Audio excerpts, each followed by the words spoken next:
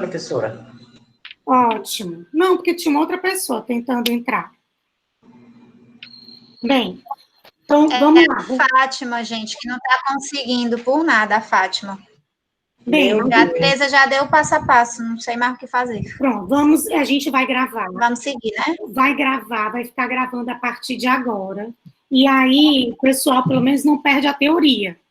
E compreende o que a gente trabalhou conceitualmente. De manhã, a gente fez um panorama, né, teórico sobre as questões sociais. Citamos alguns sociólogos, como Castel, que é um catalão. Citamos o filósofo Pierre Levy. Falamos sobre a origem da internet. Fizemos uma linha histórica. Agora, de tarde, a gente começa a falar um pouquinho, e aí eu trago essa obra, que é um recurso educacional aberto, e essa obra foi publicada em 2016, uma experiência que eu fiz no Estado, tanto com formação de professores, tanto eu publiquei junto com colegas que pesquisam a área, como também professores da escola pública, como vocês estão agora também publicando em outras revistas, indo para congresso, e é isso que é importante ser fortalecido. Então, essa obra, eu chamo de obra coletiva, e o primeiro capítulo dela fala sobre as teorias da aprendizagem, tá? Que é a base dessa agora de tarde. Por que é importante ler sobre isso e fazer um resgate desde a época do behaviorismo, do cognitivismo, tá? Até a gente chegar numa nova teoria da aprendizagem, que é chamada pelos Simes, do conectivismo. Para a gente entender que quando a gente planeja uma aula, a gente está imbuído de teorias de aprendizagem. A gente pensa como é que a gente quer que o aluno aprenda. Quando eu planejo essa aula com vocês, eu tenho isso, Sandra, tendências pedagógicas no campo virtual. Quando eu planejo uma aula com vocês, eu tenho uma base epistemológica de trabalho, tá? Que sustenta a minha prática, né? Faço o primeiro debate com vocês, tem um ambiente virtual em que todos comentam e colaboram e cooperam, tá? Então, isso promove uma construção coletiva do conhecimento. Não é só o professor que abre a caixinha do conteúdo e empurra lá. Os alunos também constroem juntos. Por isso que sempre no final dessas aulas eu peço o quê? Qual é a atividade, João, como você colocou? Qual é a atividade que eu peço dos colegas? Que eles planejem uma atividade para um ambiente virtual. Tá? Tá? Então, mas para você planejar, você precisa ter lido sobre a questão da aprendizagem. Você precisa ter base teórica para entender como é mesmo. Se eu vou planejar uma aula, o que é que eu pretendo que os meus alunos aprendam? Né? Aí eu penso, quem são os meus alunos? Eu tenho que pensar, quem é o perfil dos meus alunos? Qual é a idade deles? Né? Para eu selecionar o material. Que tipo de atividades adequadas eu vou colocar com esse aluno? Qual a intencionalidade, né? A clareza e a intencionalidade educativa. Para que eu vou fazer aquela atividade? Todas essas minhas escolhas estão imbuídas esse quadro é significativo. Ela está imbuída na minha base teórica de como eu penso a aprendizagem.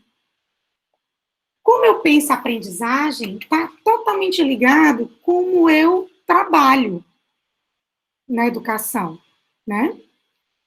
E esse texto não vai só abordar os clássicos, como ele também vai abordar como ocorre a aprendizagem em outros tempos. Como é que a gente começou o processo educativo no behaviorismo, né? A gente tinha um processo em que reconhecia o aluno como caixa preta, como que não sabia de nada. Será que eu posso pensar dessa mesma forma hoje em dia, se nós estamos em outro contexto cybercultural, que a gente conversou hoje de manhã? Então, E será eu compreendo outro contexto social? Será que agora, como é que esse professor trabalha? Esse professor trabalha só com perguntas, estímulo, resposta? Com atividade, siga por essa linha? Ou não? Promove que o aluno crie, cocrie e faça diferentes, que seja inovador, que faça projetos com problemática social. Então, isso difere, porque quando eu crio essa abordagem de projetos que o aluno cria, eu não estou mais trabalhando numa perspectiva behaviorista. Eu estou trabalhando numa perspectiva construtivista, em que o aluno está no foco, né? Em que ele constrói, é ele que constrói. Então, a gente traz também esse trabalho para dentro do contexto cultural, da cybercultura. Certo? Ler as pedagogias, as teorias da aprendizagem é fundamental. Gostei aí dos comentários de vocês. Isso. Então, a partir do momento que eu compreendo a minha base pedagógica, eu vou saber como eu, professor, vou trabalhar. E aí eu ressignifico o meu papel como professor. Aí eu quero que vocês leiam, para a gente aprofundar o debate nesse texto, porque ele vai tratar de uma outra geração, que se essa geração está nessa cibercultura, ele não é mais um reprodutor de conceitos, tá? Se eu vejo desse jeito, eu vejo que eu crio em rede. Eu estou aqui, ó, percebendo que a Suziane colocou a importância de ter todos esses passos aqui no planejamento de uma aula, né? A base teórica, o perfil da clientela. Eu tô vendo com ela essa sistematização que ela fez. Oba, então vou trabalhar nessa linha. Mas eu tenho que estar atenta que com a tecnologia eu preciso estar trocando constantemente o meu aprendizado com vocês. Eu estou falando da teoria do autor aqui, do Simes, né? Citando um autor, mas eu estou vendo que a Michelle acabou de falar da importância da troca, de compreender essa nova realidade, de saber filtrar essas informações. Então, ela está me trazendo um outro tópico. Eu aprendi com ela. Ela está me trazendo um outro autor, o Edgar Morin. Então, eu não estou com aprendizado sozinho, eu aprendo com o outro. Eu estou aqui trocando e fazendo links o tempo inteiro. O meu discurso não é unilateral. A comunicação não é unilateral. Ela é multilateral. Ela é de troca. Eu estou aqui acabando de pegar um link que a Michelle fez, que acabou de fazer referência à importância do pilar do aprender a aprender. Nesse contexto da cibercultura, é fundamental, e o Simes coloca muito isso, né, desse aprendizado que acontece não só a partir do indivíduo, viu? Mas do grupo. Como o grupo se ajuda, quais os links que esse grupo faz para a rede, o aprendizado está na rede, está na troca. Tem como esse grupo interage. Ele fala que o aprendizado está nos nós. Tem muitas críticas, é uma teoria recente do conectivismo, e alguns clássicos até dizem assim, mas isso não é uma teoria de aprendizagem. Mas olhe só, se a gente está em outro momento cultural, em outro paradigma social, a gente necessita de outras teorias sobre o aprender. Né? A gente aprende de outras formas.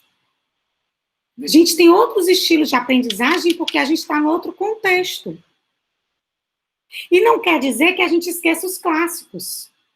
Como todo momento a gente está falando da importância da construção da autonomia. Nesse novo ambiente virtual, é fundamental a construção dessa autonomia. Porque ele tem uma facilidade de navegar por N locais e N caminhos. É a curiosidade e o desejo dele que vai seguir o aprendizado. O aprendizado está na rede. A autonomia, mas aí que está o papel do nosso professor mediador. Na página 24 coloca isso. Tem um dos professores que coloca. papel desse professor como guia, como design, que acompanha as atividades. Gente, isso dá muito trabalho. Mediar fórum, muito. Toma muito mais tempo do que ficar 45 minutos, 1 hora em sala de aula presencial. Porque você, para mediar uma atividade online, você precisa estar acompanhando. Eu estou acompanhando o sorriso, o jeito de curiosidade aqui da Jane, o jeito que ela comenta, os links, olha aí. Eu tenho que acompanhar uma infinidade de processos que não é só mais, eu sei que na sala presencial a gente também faz isso, mas exige muito mais atenção do professor, muito mais atenção nesse cenário virtual, tá? Eu vou compartilhar um slide aqui com vocês, só para poder sistematizar um ponto que eu quero deixar claro para todos.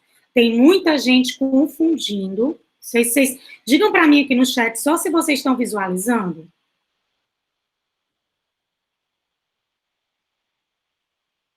Ótimo. Agora eu vou para um campo dos cotidianos.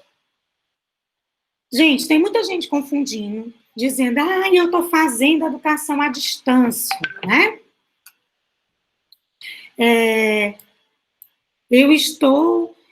Gente, educação à distância exige planejamento. Essa disciplina é uma disciplina de educação à distância. Apesar de eu respeito a história da educação à distância, eu trabalho com isso realmente desde o começo de 2000, fiz a minha primeira especialização em 2000, no Informática Educativa, com o ProInfo, mas o que é que acontece? O que é que vocês têm que perceber? A gente não está só no... O que é essa distância, né? Eu estou aqui perto de vocês, estou vendo os comentários do César, da Sandra, da Suiane, da Edilene, da Marusca, do João, alguns estão com vídeo, eu estou visualizando bastante a atenção. Né? Estou visualizando bastante a atenção de vocês. O que é mesmo distância? Será que eu não estou próximo de vocês, já reconhecendo a história? Tem gente que compartilhou já a história de vida comigo, eu não tive tempo de responder, mas do quanto também já teve vontade de fazer especializações nessa área e não conseguiu. A educação à distância é uma grande oportunidade para vocês se formarem, mas a gente tem que burlar um pouco também esse preconceito, gente. Olha só, tem muito preconceito e tem muita gente achando que está fazendo via... precarizando o trabalho do professor. Eu gostei do trabalho da SECAP, eu estou só com 45 alunos, 40, 45 alunos, é uma média que dá para dar conta, apesar de uma média boa é de 30 alunos para acompanhar, mas tem muitas instituições que precarizam o trabalho do professor, colocam mais de 100 alunos para o professor acompanhar, isso é inviável, é impossível, porque você precisa de muito tempo para mediar, para acompanhar, né? Então, tem muito preconceito ainda com a EAD. Mas o quanto vocês se qualificarem, viu? O quanto vocês se qualificarem e valorizarem essa formação e não procurarem desvirtuar o processo, construir-se como pesquisadores autônomos, vocês vão valorizar esse processo, tá? Então, tem muita gente dizendo que está fazendo EAD, que é uma legislação que é composta desde 96 e que foi atualizada em 2017 e que abriu oportunidade para mestrado e doutorado agora, né? Valorizem, cuidem, façam com vontade, né? Precisa mesmo de responsabilidade. Tem uma teoria que eu chamo da Alexandra Okada, eu vou citar depois os artigos dela para vocês, que é a responsabilidade e o cuidado na pesquisa. Pesquisa e inovação responsáveis. Tá? Uma das primeiras universidades que trabalhou com EAD foi a Open University, eu tive lá, tá? E trabalhei com esse grupo de pesquisa. É uma das primeiras universidades em EAD, gente.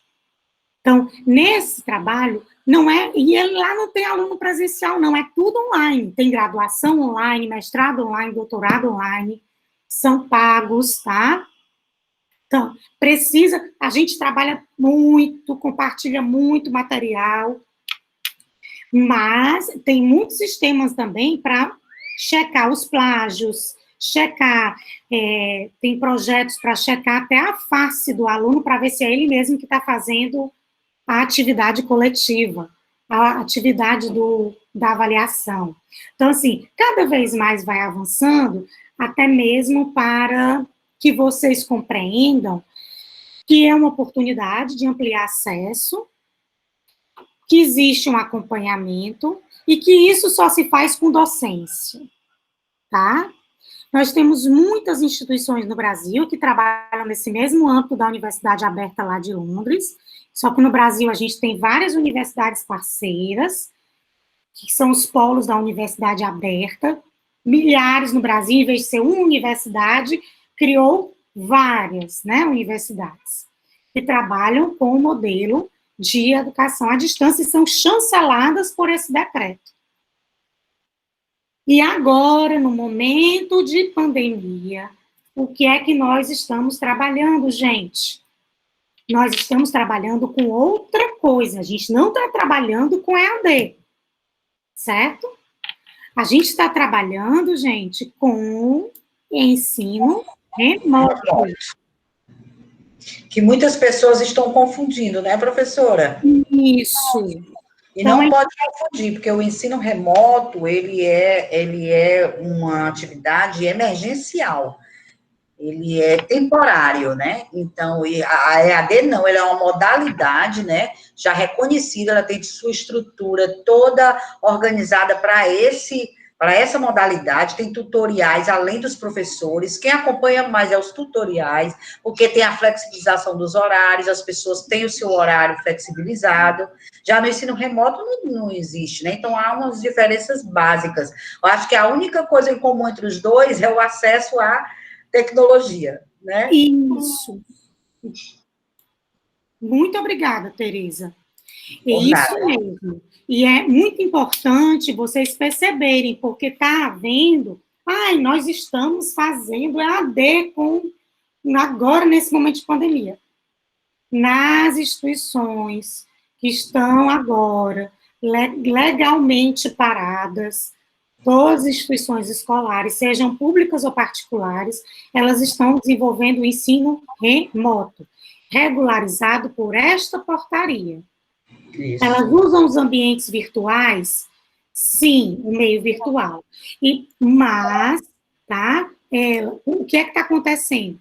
Tem muitas atividades, e às vezes tem uma desvirtuação de algumas instituições que pegam o mesmo horário da aula presencial, colocam os meninos, crianças, os 45 minutos em frente ao computador como se só contasse a carga horária se o menino ficar em frente ao computador. Né? Não, no ensino remoto, ela é uma modalidade temporária. Nessa modalidade temporária, tem que tomar cuidado com essas atividades e como elas são criadas. Por isso que é importante vocês estudarem também essa legislação e compreenderem que vocês podem adequar atividades. Por exemplo, imaginar, propor para o aluno fazer uma maquete, propor para o aluno fazer uma pesquisa, isso também está contando na carga horária. Dizer para ele escrever um texto e mandar a foto do texto do caderno, isso também está contando na carga horária, tá? Não é obrigatório no ensino remoto, eu estou muito preocupada com isso. Também, muitos professores e os alunos, o pessoal acha que tem que ficar os 45 minutos online numa sala do Meet. Pois é, esse é o grande problema. Não estão tendo umas aulas interativas, estão querendo dar o mesmo formato da aula presencial, querem fazer remotamente, enquanto que os ambientes formativos mudou, né? Então, tem que mudar também as atividades. As atividades têm que valorizar a produção das crianças, né? O protagonismo dela, como? Através de podcasts, de vídeos, de atividades que elas estão vivenciando com as famílias. Isso também vai revelar um conhecimento por parte delas, Não é Isso. isso? E gostei da sua fala, porque ela revela, ela é um extrato do momento que o aluno está. Porque ela revela o processo de aprendizagem, ele é amplo. As trocas que esse menino tem é imensa. A gente é como se a gente fosse achando que só vai saber se o menino, achando que conhecimento é transferido. Conhecimento não é transferido. Não existe transferência de conhecimento, tá? Isso estava lá na visão da teoria da aprendizagem do behaviorismo. Verdade. Né? Não existe transferência de conhecimento. Conhecimento é construído em rede com o outro, com a troca, com o vizinho, com o pai, com o professor, ao comentar. Então, por isso que é importante vocês lerem a base da pedagogia, para vocês compreenderem e não cometerem equívocos no planejamento de uma aula, tá? Então, assim, eu só lembrei essa questão dessa legislação para que vocês atentassem para isso, tá? Mas outro ponto que é importante é que eu queria deixar claro, esse material eu vou compartilhar com vocês também. No ensino remoto, algumas instituições estão exigindo a presença virtual como obrigatória, tá? Mas tem alguns alunos que não conseguem. No estado, na prefeitura, está tendo esse apoio para não ter Suziane, essa rigidez. Quando o aluno não consegue acessar, ele pode mandar um feedback do print do caderno, né? Da maquete que ele fez. Não tem essa obrigatoriedade do online. Nas instituições do ensino superior, tem algumas que estão exigindo essa presença no momento sincrônico. O que é que nós estamos vivendo aqui nesse momento? É um momento sincrônico, né? Sincrônico. A sincronia, eu estou em sincronia com vocês, tá? Então, não adianta eu saber só da tecnologia. Eu tenho que saber das pedagogias que estão por trás. Por isso que eu pedi para vocês lerem, né? Esse capítulo. Vocês precisam conhecer as pedagogias, para que vocês conheçam onde a EAD está.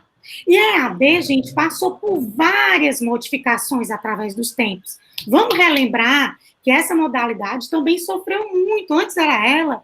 Quem fez curso por rádio, né? Quem fez curso por carta? Agora, professora Karine, nesse momento de pandemia, uma coisa que foi observada pelo meu grupo de formadoras, a gente combatendo papo, que a discriminação com a EAD modificou um pouco, porque achávamos que não aprendíamos, e a gente está vendo no ensino remoto, pelo menos na prefeitura, a gente está vendo o progresso dos professores, o engajamento, e está vendo que tem um sentido. Claro que tem as desigualdades e tudo, mas a gente está falando do pessoal que está tendo acesso e está tendo uma resposta. Realmente, eu também tenho as minhas salas de aula, a gente vê que eles aprendem, que a gente em grupo, como a gente está fazendo agora com você, e não tinha essa discriminação com a EAD, né? Não aprende, ou então, a distância. E agora mudou um pouco isso, muitas colegas falando sobre isso, que hoje acredita mais na educação à distância. Engraçado. Sim, mas eu queria que vocês pensassem, isso foi assim, com uma rapidez, né? Aqui, a gente aqui em sala, né? Foi. Aqui é um outro print de outra reunião, não é da nossa. Depois eu vou atualizar aqui, colocar o print da nossa reunião. Quem conseguir dar print também me manda no grupo. Porque a gente supera essas caixinhas e vocês compartilham e comentam, e está começando a desmistificar. Essa é a EAD. Entretanto, a gente tem que ter alguns cuidados, tá? Alguns cuidados, como Paulo Freire coloca, Anísio Teixeira coloca, a Nilde coloca, para que a gente perceba a equidade e o respeito aos estilos de aprendizagem de cada um. Por isso que eu gravo a aula. Às vezes eu posso estar mais rápida, vocês podem depois ouvir com pausas, com momentos, eu tenho que dar pausas, dar exemplos, né? Eu tenho que dar outras referências, o respeito ao aluno, como a Caliane está colocando, para que realmente esse aluno se empodere. Porque senão a gente vai reproduzir o mesmo modelo behaviorista, de empurrar o conteúdo achando que estou aqui e empurra o conteúdo para vocês. Eu estou gravando essa aula um pouco mais longa, porque vocês precisam dessa base teórica, mas a gente aprofunda sempre mais que isso e faz debates antes, debates depois, livre debate mais informal, que vocês se sentem mais à vontade para construir junto, para estar nessa autonomia junto com o professor, construindo e compartilhando referências, né? Do mesmo jeito que a gente percebe esses contrapontos com vocês, colegas, com as dificuldades de acesso, a gente também percebe com nossas crianças. Por isso esse respeito é muito importante, que a Caliane acabou de colocar. Tem alunos que não têm condição nenhuma de acessar. Eu tenho que ter outras possibilidades de acesso. Entretanto, tem alunos que estão fazendo paródia no TikTok, essa menina fez uma paródia do Enem, criticando o Enem, que eu digo, meu Deus, que empoderamento, criticidade.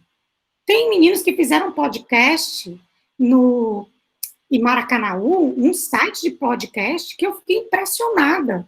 Vocês podem depois compartilhar os links dos projetos que vocês têm nas escolas. Então, assim, a gente vê que essa geração não fica mais calada. Entretanto, a gente tem jovens que não têm acesso. Então, tem que perceber essa equidade e esse cuidado.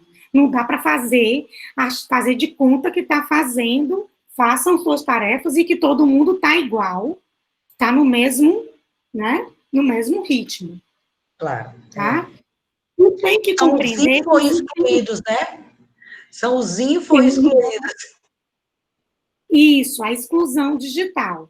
Compreender esses dois lados. Eu também não posso tratar meu aluno como se ele não tivesse acesso, tá? Eu tenho que colocar desafios para eles não ser passivo com essa tecnologia. E os professores também. Outro ponto que a gente fala nessa reflexão é a gente precisa entender dessa juventude para poder falar de nós, professores, né? Nós, professores, trabalhamos com a ideia de competência. Não quer dizer que a gente está minimizando o conceito de saberes. Né? Competência, de acordo com Nilson Machado, é algo que eu somo saberes, habilidades e atitudes.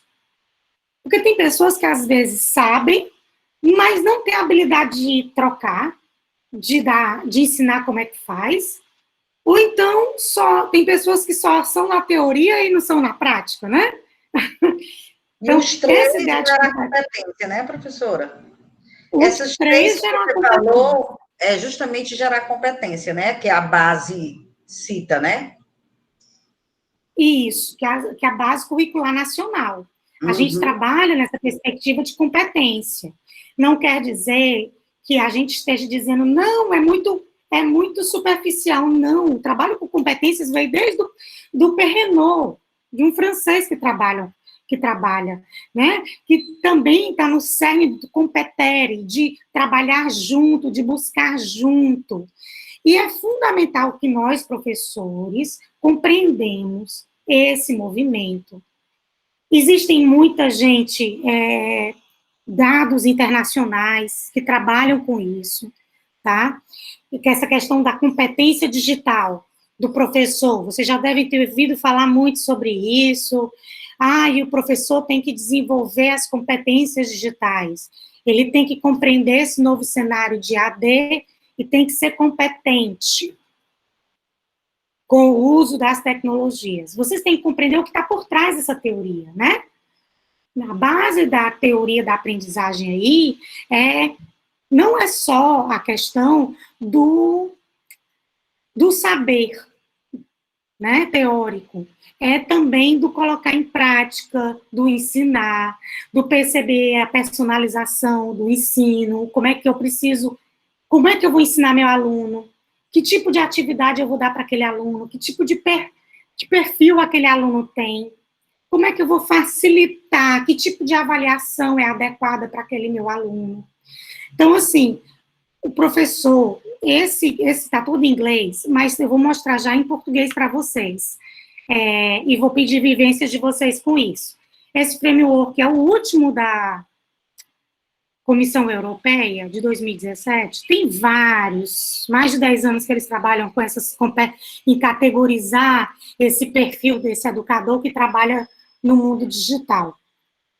E ele diz que é fundamental ter competências como profissional, competências pedagógicas de ensino e competências dos que ensinam os professores, que é os learners, né? Que são os que ensinam.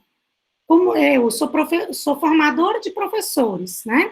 Então, essas características é importante vocês compreenderem que existe no cenário internacional, mas existe também no cenário nacional, que quem fez uma categorização disso foi um centro de pesquisa chamado CIEB, que categorizou que a prática docente, ela precisa não só do uso pedagógico. Vocês, como educadores, precisam saber a base teórica, pedagógica, tá? Das tecnologias, para que vai servir, por que eu vou utilizar, como eu vou utilizar, tá? É isso que vocês vão ler nesse tópico, para que vocês melhorem a prática pedagógica de vocês. Mas, além disso, que é o que vocês estão fazendo agora nesse momento. Vocês estão buscando desenvolvimento profissional, estão fazendo mestrado, depois vão fazer o doutorado, estão constantemente buscando publicar em artigos em livros, participar de congressos, colaboração entre pares, né? Isso é o desenvolvimento de competências digitais. E, além disso, gente, trabalhar a questão da cidadania, que é o uso reflexivo e ético para com a tecnologia. Não é simplesmente eu saber da teoria, eu tenho que refletir sobre a sociedade. O que a sociedade está fazendo naquele momento? Tá? Então, essa entidade aqui, eu vou deixar esse link para vocês, fez aquele link todo em inglês da Comissão Europeia, eles fizeram uma nova categorização, dividiram em 3 áreas, que o professor precisa não só dominar a questão pedagógica, dele pensar, planejar, saber pensar essa reflexão do que o aluno precisa aprender e como ele vai fazer isso, mas também a cidadania digital e o desenvolvimento profissional. E ele vai dizendo cada movimento e cada passo. Vocês já tinham parado para pensar sobre isso? Eu vou interromper aqui a transmissão. Vou interromper nessa imagem, que é melhor. Vocês já tinham parado para pensar sobre isso? Quantas competências vocês desenvolvem, né, enquanto educadores? Eu sei que todos nós agora, nesse momento, trabalhando em casa, eu estou com um monte de coisa para organizar em casa, né? A vida pessoal imersa na vida profissional. Essa imagem é exatamente para mostrar isso. Mas, quando eu planejo uma aula com vocês, eu levo em conta todas essas competências. Eu penso todo pedagógico. Eu tenho pressupostos pedagógicos comigo. Eu compreendo essa aprendizagem como algo colaborativo, em que vocês se ajudam uns aos outros, desde o grupo do WhatsApp que vocês estão se ajudando. Quando não conseguiu abrir um link, colocou o arquivo do livro lá para o outro abrir, como a obra aberta, né? Não é só a professora que está lá. Então, isso tem um pressuposto teórico, né? Uma base teórica. Eu seleciono alguns conteúdos. Vocês também vão selecionar, fazer a curadoria de outros textos, de outros projetos. Vou pedir exemplos de outros projetos para vocês. Vocês movimentam-se por vários ambientes virtuais. Vocês estão aqui, estão no WhatsApp, ajudando o colega que não consegue entrar, né? Então, constantemente, na nossa sala colaborativa, Vocês vão promover essa aprendizagem colaborativa, igual essa imagem aqui, essa imagem do professor Pimentel, que trabalha com o grupo da Edmeia, aquele livro sobre cibercultura que eu mostrei para vocês. São novas ambiências formativas, em que eu aprendo com o outro, tá?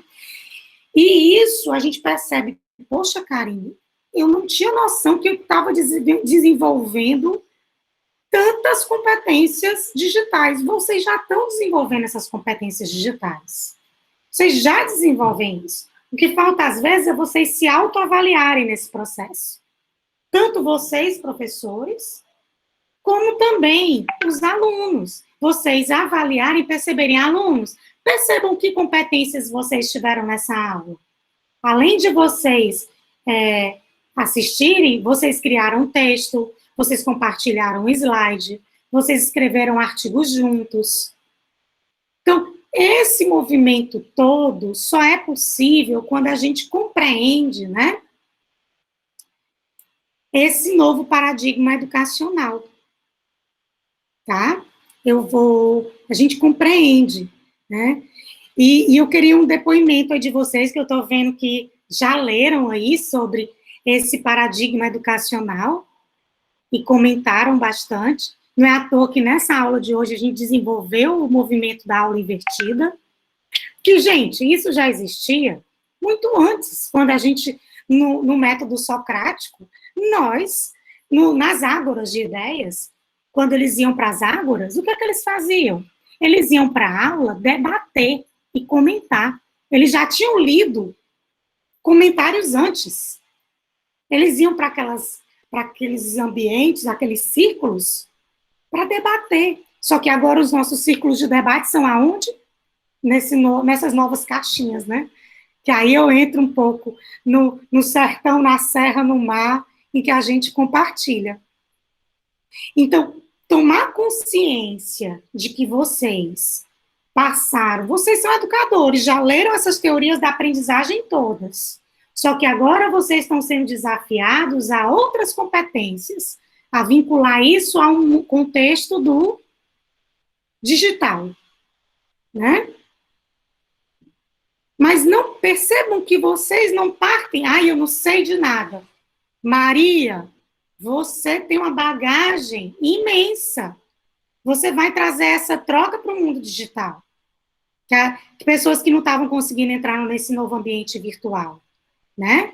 Então, assim, e é na troca, na rede, que vocês vão perceber que vocês vão conseguir aprender. Então, essa nova modalidade pressupõe novas bases teóricas. Tá? Então, assim, eu trago para vocês esses quadros europeus, o material do CIEB, para vocês também se posicionarem criticamente, viu? Não é só, é para vocês relacionarem essa teoria aos projetos que vocês fazem nas escolas, aos cotidianos de vocês. Professora, eu não sabia que eu já fazia isso. Quando eu planejava atividades em grupos, diferentes atividades em grupos com meus alunos, eu já fazia ensino híbrido. Eu personalizava a minha sala de aula, porque eu colocava um grupo para ir para o laboratório, outro grupo para ir fazer o jornal mural, colocava outro grupo para ir pesquisar na biblioteca, só que eu não tinha, muitas vezes, o digital, né? Eu não tinha a internet online todo o tempo. Mas agora a gente tem que utilizar essa internet. Mas perceba uma coisa, exige do professor um planejar diferente. A exigência desse planejamento é o maior desafio. O tempo de planejamento se torna muito maior. Porque se eu vejo que os alunos não tinham condição, não sabiam nem o que era sala de aula no Google, eu, antes de começar a nossa aula, eu fiz o quê? Eu tive que entrar na sala do Google. Para primeiro navegar com vocês no ambiente, situar vocês, para depois entrar na base, partir da dúvida de vocês, para depois entrar na base teórica. Então, tem que ter uma personalização a todo momento. Né? E essa hierarquização que a gente tinha do saber, dessa exposição, como a Sandra está colocando, também muda. O Prensky coloca muito isso, essa relação entre pares, entre troca, sem desrespeitar o professor sempre vai ser aquele com a carga do caminho, com a carga teórica, com a carga epistemológica, que vai lá somar, mas não com a hierarquização de que você não sabe de nada. É diferente, mudou o paradigma. É de troca, é de rede de saberes. Viu, Michele? É isso mesmo, tá? E eu finalizo essa base teórica inicial que eu deixei com vocês. Reflitam sobre as competências digitais que vocês já têm, tá? E coloco esse desafio para que vocês se ajudem, cooperem,